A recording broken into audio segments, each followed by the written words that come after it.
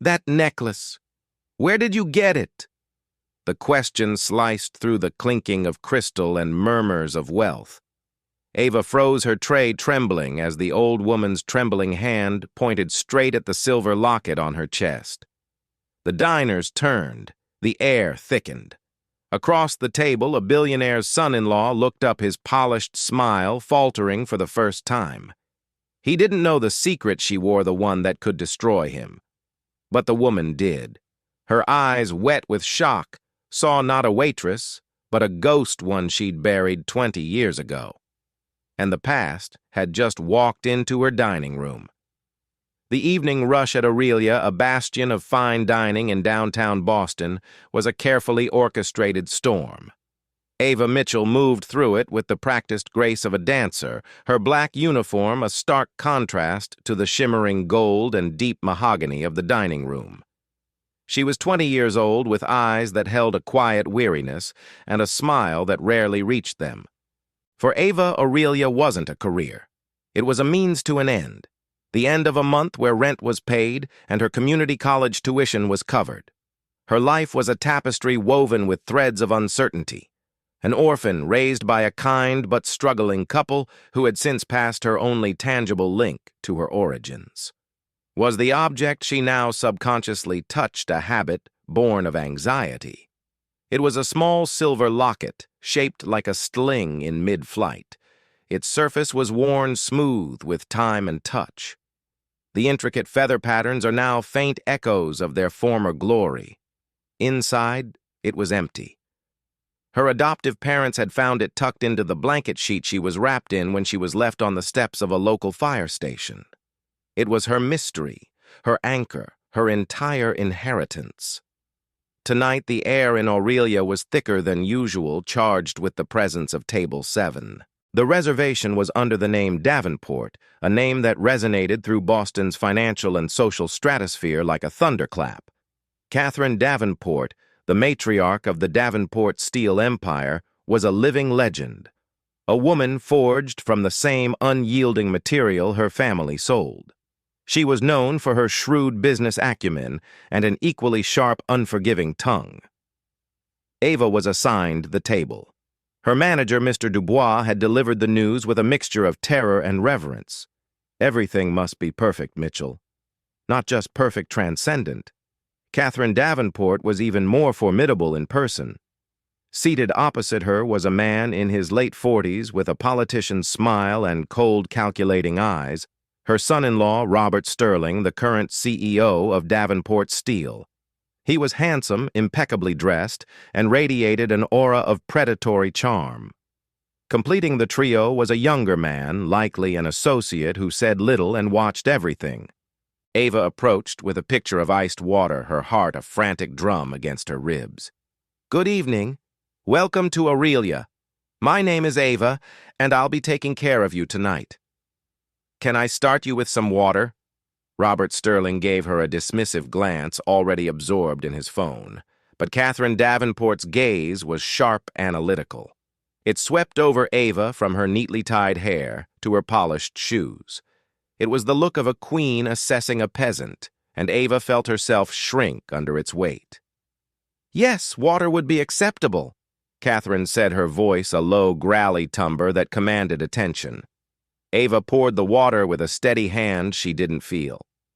As she leaned forward to place a glass in front of Mrs. Davenport, the silver locket swung out from beneath her collar, catching the soft light of the chandelier above.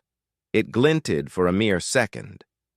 For Catherine Davenport, that second stretched into an eternity. Her breath hitched. The carefully constructed mask of aristocratic indifference shattered, replaced by a raw, visceral shock. Her eyes, which had been as cold as a winter sky, were now fixed on the silver starling hanging from Ava's neck. The blood drained from her face, leaving her skin the color of parchment. "Ma," Ava asked, pulling back, concerned by the sudden change. Robert looked up from his phone, annoyed by the interruption. "Mother, are you all right?" Catherine didn't hear him. She raised a hand, her fingers adorned with the heavy weight of legacy rings, trembling uncontrollably. She pointed not at Ava's face, but at her chest. That necklace. She whispered the words, catching in her throat, laden with a grief so profound it seemed to suck the air from the room. The associate looked on confused. Robert's expression shifted from annoyance to alarm. AA's hand flew to the locket, her protective gesture instinctual. I'm sorry. Is something wrong? The billionaire's eyes welled with tears. A sight so unexpected, it was like watching a statue weep. The sound in the bustling restaurant seemed to fade into a dull roar, the world narrowing to the space between the formidable old woman and the bewildered young waitress. Catherine Davenport leaned forward, her voice no longer a whisper, but a ragged, desperate demand that cut through the noise. "Where did you get us this?" she asked, her voice cracking with the weight of 2 decades of pain. "That belonged to my daughter, my Elena." The accusation hung in the air, heavy and suffocating. Diners at nearby tables fell silent, their forks pausing midway to their mouths. Mr. the Dubois materialized at AA's side, his face a mask of frantic apology. "Mrs. Davenport, I am so dreadfully sorry. Is there a problem with the service?" he asked, shooting a murderous glare at Ava. Catherine ignored him completely. Her entire being was focused on Ava and the piece of silver nestled at her throat. "Answer me, child." "That locket, it was one of a kind. I had it commissioned for my daughter's 16th birthday. The starling was her favorite bird. There is no other like it in the world." Ava was frozen, her mind struggling to process the scene. This woman, this titan of industry, was claiming her locket, the only thing she had from her past. The accusation felt like a violation, a stripping away of her identity, meager as it was. I've had it my whole life," Ava stammered, her voice barely audible. It was with me when I was found." Robert Sterling finally intervened, placing a calming hand on his mother-in-law's arm. His voice was smooth as silk, but his eyes were like chips of flint as he looked at Ava. "Mother, please. This is obviously a misunderstanding, a coincidence. This girl is probably just trying to get attention. It is not a coincidence." Catherine snapped, shaking off his hand. The grief in her eyes was now mingled with a cold, rising fury. She saw not a young, frightened waitress, but a thief, a ghoul, parading a stolen memory of her dead child. "My daughter, Elena, died 20 years ago. She was wearing that necklace. How did it come into your possession?" The public spectacle was becoming untenable. Mr. Dubois, sweating profusely, ushered Ava away from the table. "Go to my office now," or he hissed. Ava stumbled away, the eyes of the entire restaurant following her. In the sterile quiet of the manager's office, she could still hear the raised voices. Her hands were shaking so badly she had to grip the edge of the desk to steady herself. Her locket. Elena's locket. The name echoed in her mind. An hour later, after the Davenports had left, without ordering, Mr. Dubois stormed in. She expected to be fired on the spot, but his expression wasn't just angry. It was terrified. "She doesn't want you fired," he said, pacing the small room. "She wants to see you. See me." "Why, she left a card. You are to be at this address tomorrow morning, 10 euro. Sharp." He slapped a thick, cream-colored card onto the desk. It bore a single embossed D and an address in Beacon Hill, an enclave of old money and quiet power. She said to bring the necklace.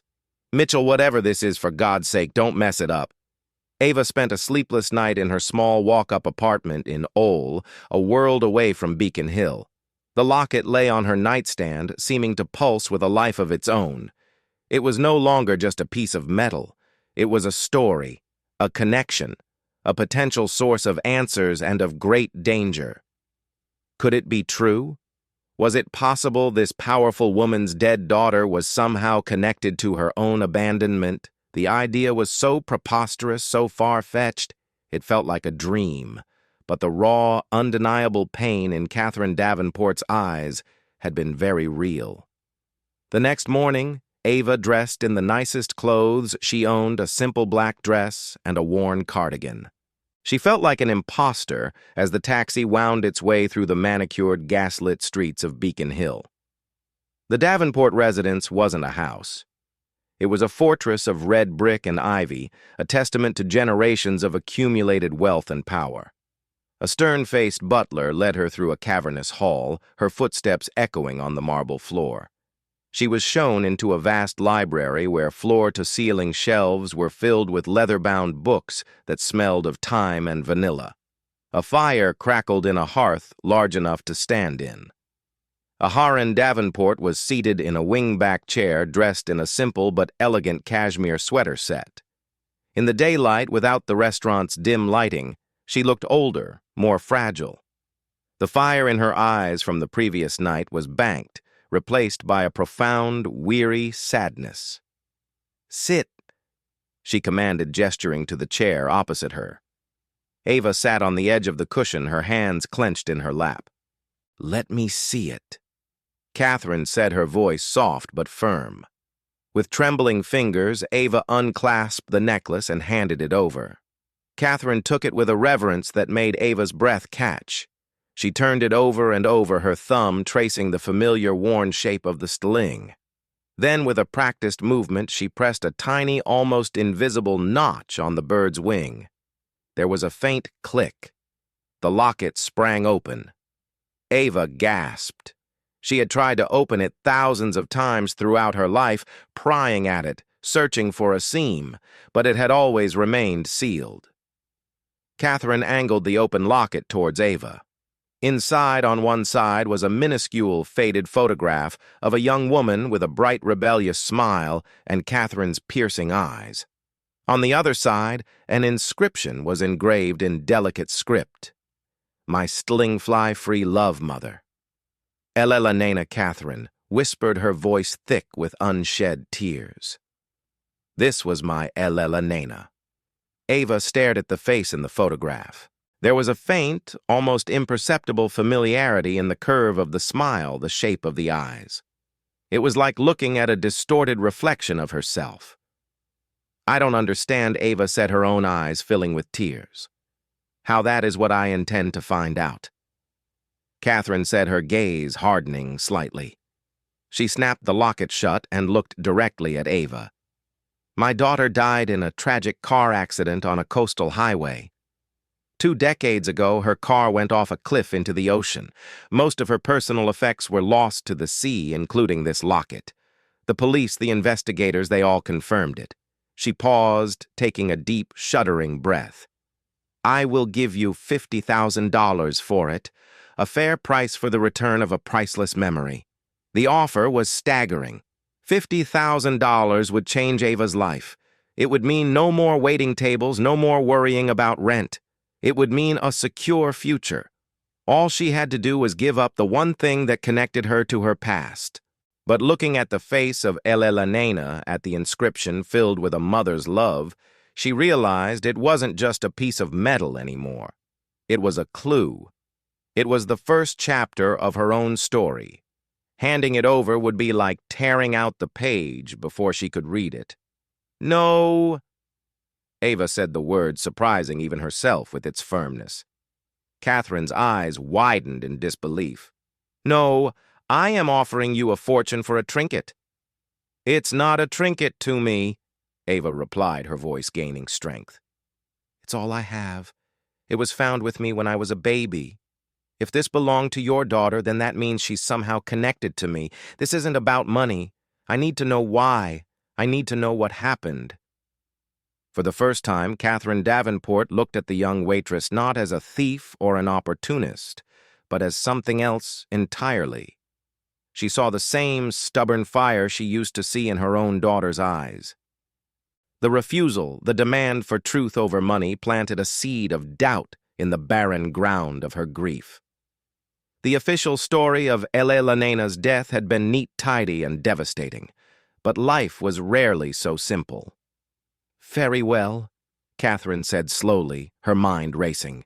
"If you will not sell it, then you will help me. Help me understand how the most precious possession of my dead daughter ended up around the neck of an orphan found 100 miles from where she supposedly died." The library, once a chamber of intimidation, slowly transformed into a sanctuary of memory. Catherine, driven by a sliver of desperate hope she hadn't allowed herself to feel in 20 years, began to resurrect her daughter. She pulled out heavy, leather-bound photo albums, their pages whispering with the ghosts of the past. She was vibrant. Catherine began, her voice softer than Ava had ever heard it.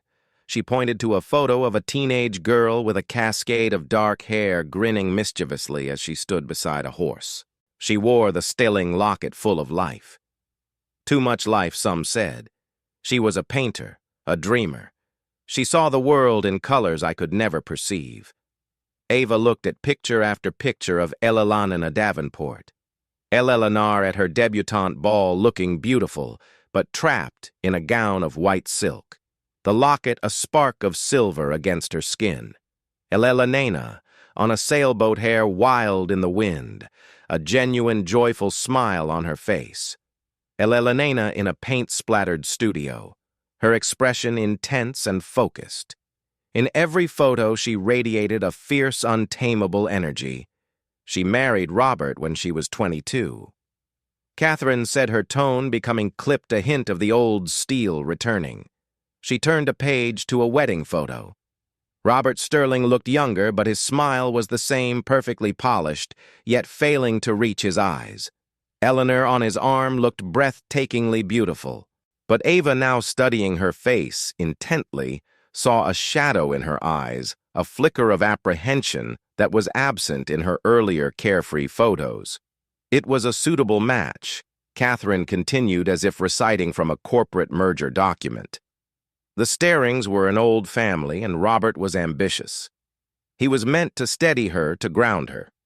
My husband, God rest his soul, thought it was a perfect union to secure the company's future. Did she love him? Ava asked quietly. The question seemed to startle Catherine. She looked at the photograph for a long moment. She wanted to. Eleanor wanted to please us. She tried to fit into the world we had built for her, the parties, the board meetings, the charity galas, but it was like trying to keep a wildfire in a fireplace. She felt stifled. The narrative of Eleanor's final year was bleak. According to Catherine, she had grown withdrawn, moody. She and Robert argued frequently. She'd spend days locked in her art studio or go for long solitary drives along the coast. We thought she was depressed. Catherine admitted a deep line of regret etched between her brows. Her doctor prescribed medication. Robert said he was doing everything he could. And then one night she drove off after an argument. The police found the car the next morning. It had gone through a guardrail on the Pacifica route during a storm. They never recovered her body. The ocean was too violent, but they found enough wreckage, enough personal effects in the water to declare her gone. She choked on the last word. Her gaze fell again on the locket Ava now held tightly in her hand, but they never found this. I always wondered why. It was the one thing she never took off. As Ava listened, a chilling thought began to form. The story was tragic, but it was also neat. Too neat. A volatile, unhappy young woman, a stormy night, a tragic accident. It was the perfect, blameless explanation. Mrs. Davenport, Ava began hesitantly. You said I was found 100 miles away from the crash site. Where exactly was I found? A fire station in a small town called Oak Haven. It's inland, a quiet, forgettable place. And the crash was on the coast. Yes, near our summer home in Stoneport, 100 miles through winding country roads. It made no sense. How could a newborn baby travel that distance from the scene of a fatal accident and be left on a doorstep? Catherine seemed to be following the same line of thought. The certainty that had defined her for 2 decades was beginning to crumble, eroded by these new impossible questions. My son-in-law, Robert, he handled everything after the accident. She said more to herself than to Ava. The police, the press, the memorial. He was devastated, of course, but remarkably composed. He took over the company in the years that followed and has tripled its value. He honored Eleanor's memory by building her legacy. but the way she said it now held a question mark. Was it honor, or was it something else? An idea bold and terrifying sparked in Ava's mind. "Mrs. Davenport, is there any chance, is it at all possible that your daughter wasn't in that car?" Catherine stared at her, her face a pale mask of shock and dawning horror. The very notion was a heresy, a desecration of a carefully preserved memory. But the locket in Ava's hand was a tangible piece of evidence, a stubborn fact that refused to fit into the established narrative. "She would not have left me," Catherine whispered, shaking her head. "She would not have put me through that unless she felt she had no other choice," Ava countered gently. The silence in the library stretched thick with unspoken possibilities.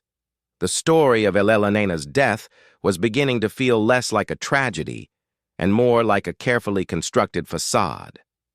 And if it was a facade, who was the architect? The butler entered the room, his footsteps silent on the thick Persian rug. "Ma'am, Mr. Sterling is here. He says it's urgent." A jolt went through both women. The man from the wedding photos, the composed widower hour, the ambitious CEO was on his way in. Catherine's expression hardened, the mask of the formidable matriarch sliding back into place. "Send him in, Giles."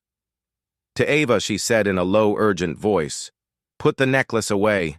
Do not speak of what we have discussed. Let me handle this." Ava quickly tucked the locket back under her collar, her heart pounding. The ghost from the photographs was about to be joined by the man who had shared her life and her death.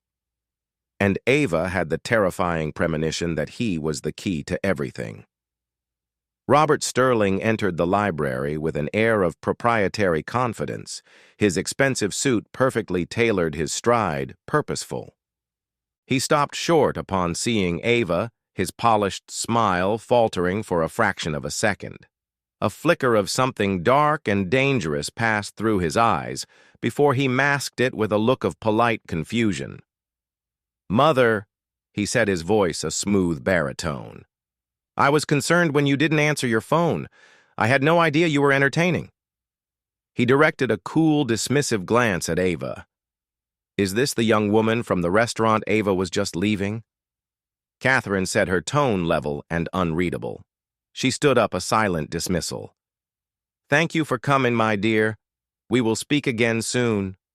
The message was clear. Ava knotted her throat too tight to speak.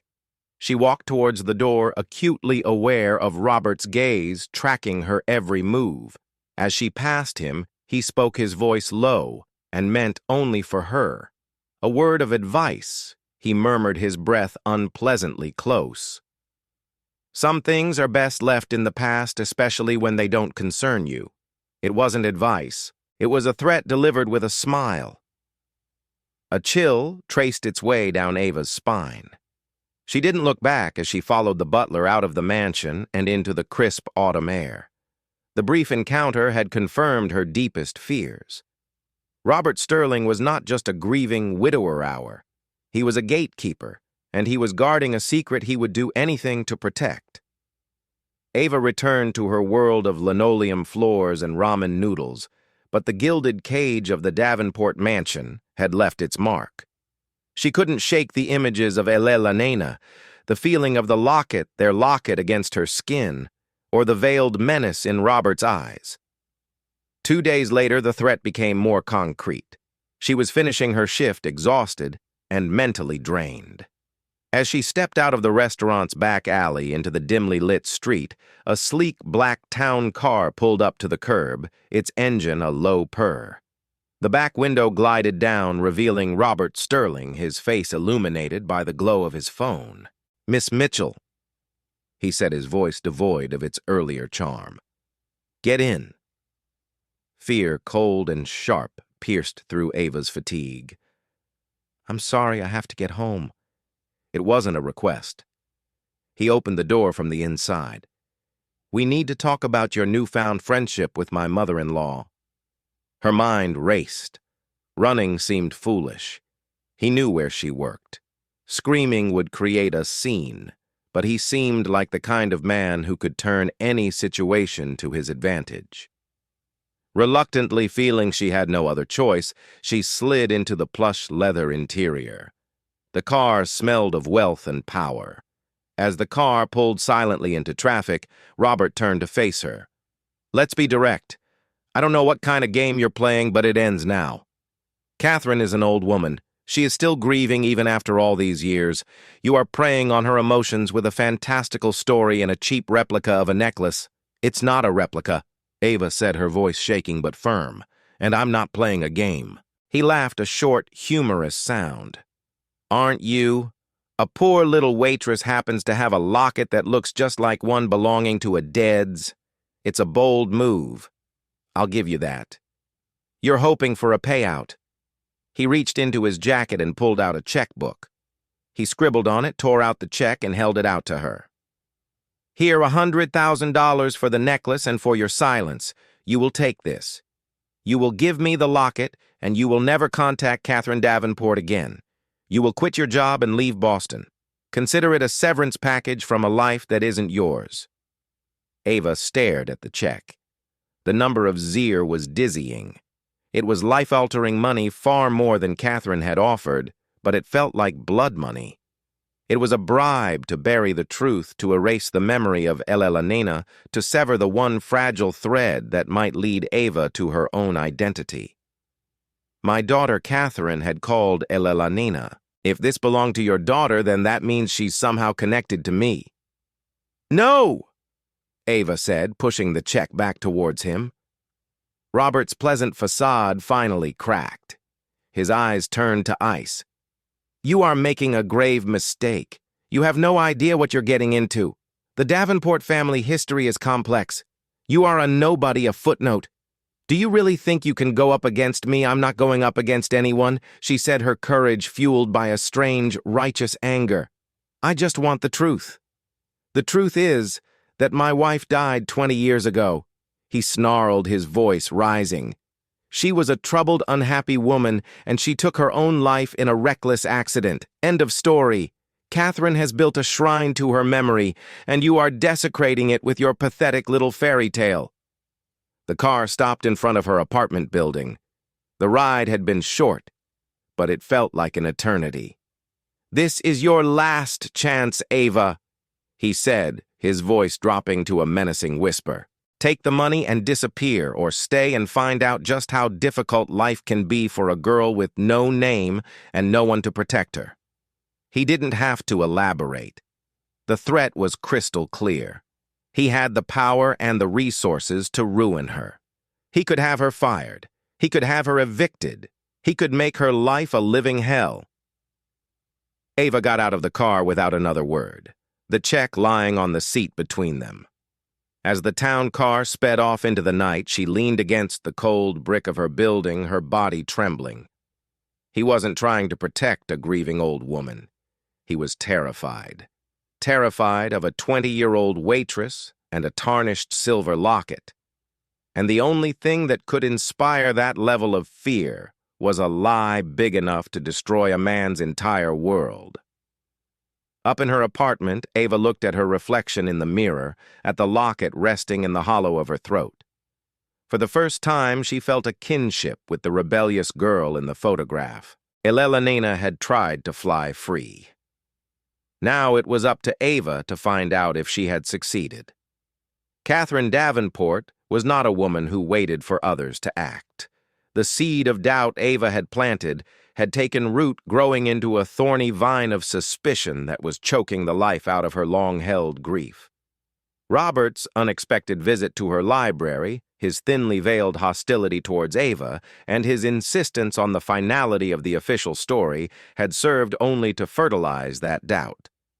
She summoned her personal lawyer, Arthur Harrison, a man who had served the Davenport family for 40 years. Harrison was discreet, thorough, and possessed a mind like a steel trap. He had been a junior associate when Elena had died, and he remembered the chaos of those days well. Arthur Catherine began foregoing any pleasantries as he sat opposite her in the library. "I want you to reopen the investigation into my daughter's death." Harrison's eyebrows shot up. "Mrs. Davenport, with all due respect, that case was closed 20 years ago. It was a tragic accident. Was it? She counted, her voice sharp. She explained the situation, the waitress, the impossible appearance of the locket, Ava's story of being found in Oak Haven. Robert insists it's a coincidence, a cruel hoax. But my gut tells me otherwise. There is something wrong with the official narrative. She gave him his instructions. He was to pull the original police report, accident reconstruction files, and the coroner's report, or lack thereof. He was to do it quietly, using back channels, leaving no official footprint. He was also to run a deep background check on Ava Mitchell to verify every detail of her discovery as an infant. Find the cracks, Arthur, she ordered. Every story, no matter how well constructed, has a weak point. I want you to find it. While Harrison began his meticulous excavation of the past, Ava started her own less formal investigation. Robert's threats had frightened her, but they had also lit a fire within her. She was no longer just a passive participant in this drama. She was a detective in the mystery of her own life. She spent her days off at the Boston Public Library scrolling through microfilm archives of old newspapers from 20 years ago. She searched for any mention of Elena Davenport's death. She found the main story, of course, a short piece in the Boston Globe detailing the tragedy Heiress. Elena Davenport Sterling presumed dead in coastal car crash. The article was sparse on details, quoting a visibly distraught Robert Sterling and a police chief who stated the storm had made recovery efforts impossible. It mentioned Elena's history of melancholy. It was a perfect match for the story Catherine had told her. But Ava dug deeper. She searched for small-town papers, the local rags from the Stoneport and Oak Haven areas. It took days of eye-straining work, but she finally founded a tiny 2-in column in the Oak Haven Chronicle dated 3 days after Elena's supposed death. The headline read, "Infant Girl Found at Fire Station Number 3. The article described how a baby no more than a day or two old had been found bundled in a blue blanket on the fire station steps in the early hours of the morning. The child was healthy. The only identifying item was a curious silver necklace. The police had no leads. The dates lined up. It was a long shot, but it was a tangible link." She printed the article, her hands shaking. Meanwhile, Arthur Harrison was hitting a series of frustrating yet informative walls. The official police report on the Davenport Sterling accident was surprisingly thin. The lead investigator had retired and moved to Florida a year after the incident. The primary witness, a fisherman who claimed to have seen headlights go over the cliff, had a history of public drunkenness. Most damningly, the car itself was never fully recovered. Only a few pieces of wreckage had washed ashore enough to identify the make and model, but not the VIN number. It was all circumstantial. Then Harrison found the crack. He was examining Robert Sterling's financial records from that period. It was a long shot, but he wanted to be thorough. For months after Elena's death, Robert's spending was what one would expect: credit card charges for funeral arrangements, caterers, florists. But one transaction stood out. A week after the accident, there was a wire transfer of $200, a significant sum even for a wealthy man, from Robert's personal account to a holding company. Harrison had never heard of North Star Holdings, LLC. Curious, Harrison dug into North Star Holdings. It was a shell corporation, and tracing its ownership was a nightmare of legal red tape. But Harrison was persistent. After days of work, he finally found the name of the LLC's sole proprietor, a Dr. Alistair Finch. A quick search revealed that Dr. Finch was the owner and chief physician of a very private, very discreet medical facility. It was called the Oak Haven Women's Clinic. It was a private birthing center and sanctuary for women in crisis, located on the outskirts of the very town where Ava had been found.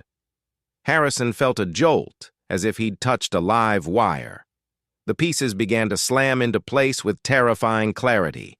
An unhappy wife, a faked death, a secret pregnancy, a private clinic in a remote town, a massive inexplicable payment, and a baby girl left on a doorstep wearing a silver locket. He picked up the phone to call Catherine, his heart heavy with the news he was about to deliver. The story of Elena Davenport's death wasn't just a facade. It was a conspiracy.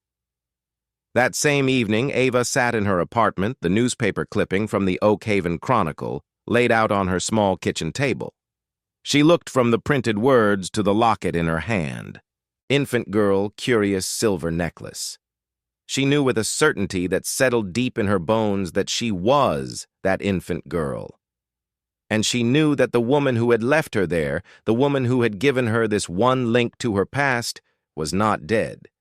At least she hadn't been dead on the night she gave birth.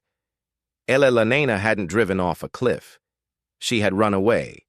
She had run away to have a baby. Her baby. Ava's baby. The realization hit her with the force of a physical blow. She sank into her chair, the weight of it all pressing down on her. She was the daughter of Elena Davenport, the granddaughter of Catherine Davenport, and the target of Robert Sterling's desperate 20-year-long cover-up.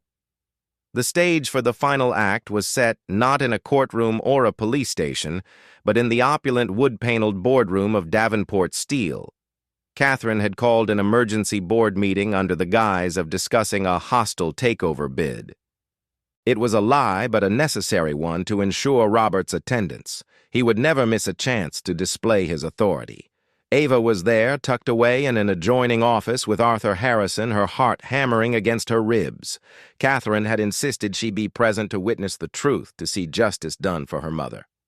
Robert Sterling strode into the boardroom, a picture of confidence and command.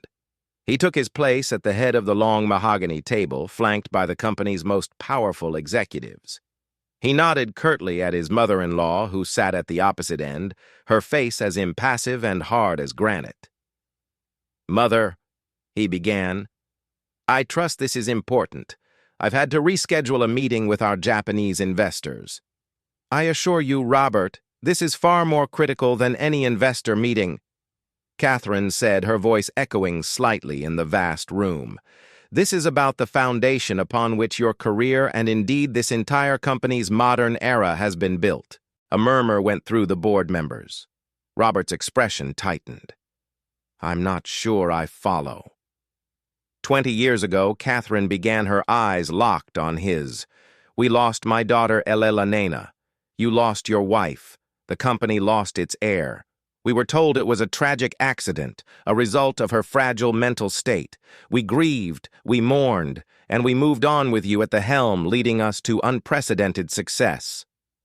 She paused, letting the silence hang in the air. "The problem, Robert, is that every word of that story appears to be a lie." Robert laughed a strange, incredulous sound. "Mother, your grief is making you delusional. What on earth are you talking about?" This was Harrison's cue.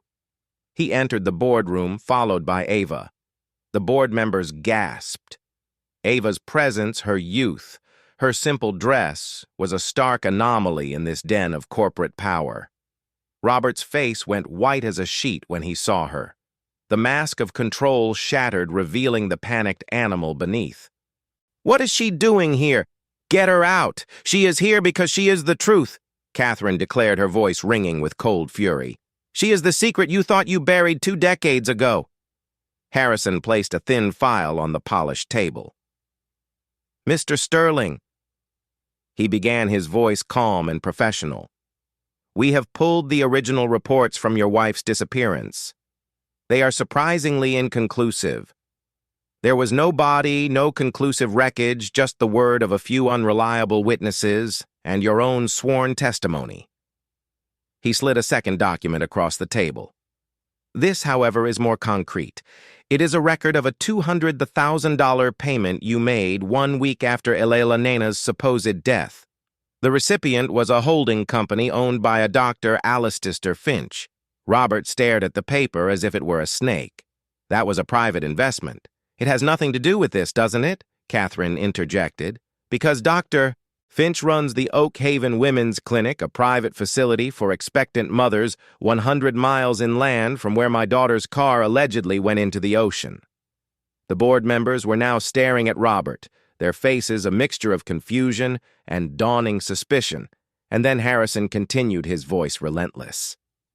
"There is the matter of a baby girl left at the Oak Haven fire station just days after the accident. A baby found with this." Ava stepped forward. With trembling hands, she unclasped the locket and placed it on the table. It spun for a second before settling the silver stulling, seeming to accuse him from the gleaming wood. Catherine stood up, her small frame, radiating an immense righteous power. "My daughter's locket. Robert, the one she never took off. The one you told me was lost to the sea." The carefully constructed world of Robert Sterling crumbled to dust. He looked around the table at the faces of the people who had respected and feared him and saw only condemnation. "She was going to leave me." He finally burst out, his voice raw and desperate. "She was going to leave, take the baby, and expose me. She had found out about my financial indiscretions. She knew I had been embezzling from the company trust. She was going to ruin me." The confession, ugly and pathetic, filled the room. She wasn't depressed. She was trapped. Robert continued, his composure gone, replaced by a sneering resentment. "So she ran. I tracked her to that clinic. I offered her money, anything, to keep her quiet, to give me the child. She refused. She wanted to be free of me, of all of this." His eyes were hauled now. "So I let her go. And I created a better story. A tragic story. The grieving widower who steps up to save the family business. It was perfect. Her death gave me everything her life would have denied me. He had faked her death, paid off the clinic, the local police chief. Anyone who could corroborate his lie. He had let Catherine believe her daughter was dead for 20 years. All to protect his greed and ambition. And the baby," Catherine whispered, her voice breaking. "You left your own child on a doorstep." "She wasn't my child," he spat. "She was my problem, a loose end. I made sure she was left somewhere she'd be found. That was my only act of kindness." The boardroom was utterly silent, the only sound Ava's sharp intake of breath. This man, this monster, was not her father. Eleanor had met someone else, found a moment of happiness away from the gilded cage. Ava was the product of that secret love, not of this loveless, toxic marriage. Catherine walked slowly down the length of the table until she stood directly in front of Robert. Her expression was not one of sadness, but of pure, unadulterated contempt. "You are a parasite, Robert," she said, her voice low and venomous. "You fed on my family, on my grief, on my daughter's memory. As of this moment, you are fired. You are disowned. Harrison will see to it that you are prosecuted to the fullest extent of the law for fraud, embezzlement, and anything else he can find. You will leave this building with nothing." Robert Sterling, the powerful CEO, slumped in his chair. A broken man defeated by a 20-year-old secret worn around a young woman's neck. Catherine then turned to Ava, her eyes for the first time filled with an unabashed, overwhelming love. She reached out and gently touched Ava's cheek. "My granddaughter," she said, "the balm on 2 decades of wounds. The fallout was immediate and spectacular." The story of Robert Sterling's deception became the biggest corporate and social scandal of the decade. He was arrested. His assets were frozen, and the name he had built was reduced to rubble. The board, shocked but pragmatic, quickly installed a trusted interim CEO with Catherine Davenport, overseeing the transition, her authority absolute and unquestioned. But for Ava and Catherine, the public drama was mere background noise. Their world had shrunk to the quiet rooms of the Davenport mansion, where they began the delicate, painful process of piecing together the truth of Elela Nena's life after her flight to freedom. Through Arthur Harrison's meticulous work, they traced Elela Nena's path after she left the Oak Haven clinic. She had given birth to Ava, left her with the locket and a broken heart at the fire station, believing it was the only way to keep her daughter safe from Robert. With a small amount of cash she had hidden away, Eleanor had disappeared. She created a new identity, living under the name Lena Howard.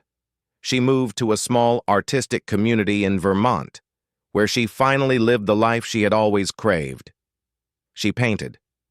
She taught art to children, and she found a quiet peace. The people there remembered her as a kind, gentle, but deeply sad woman who painted beautiful pictures of starings. The peace, however, was tragically short-lived. Just 4 years after giving birth to Eva, Elena contracted a rare, aggressive form of pneumonia. Without the resources of the Davenport fortune, she was unable to afford the specialist care that might have saved her. She passed away in a small local hospital, her true identity a secret she took to her grave. She was buried in a simple cemetery under her assumed name. The discovery was a bittersweet closure. Catherine had lost her daughter twice, once to a lie and once to fate. But this time the grief was different. It was clean. It was for the vibrant, brave woman who had escaped her doubt and fought for her freedom, not for the tragic victim of an accident. And in her place, she had left a gift. Eva. Catherine had Elena's remains moved to the Davenport family crypt, buried beside her father under her true name. The headstone was engraved with a single flying sling, and the words, Elena Davenport, a daughter, a mother finally free.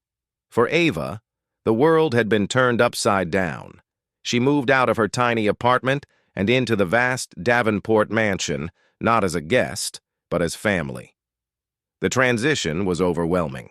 She went from counting tips to learning about trust funds, from serving fine wine to attending board meetings about the vineyards that produced it. But Catherine was her anchor.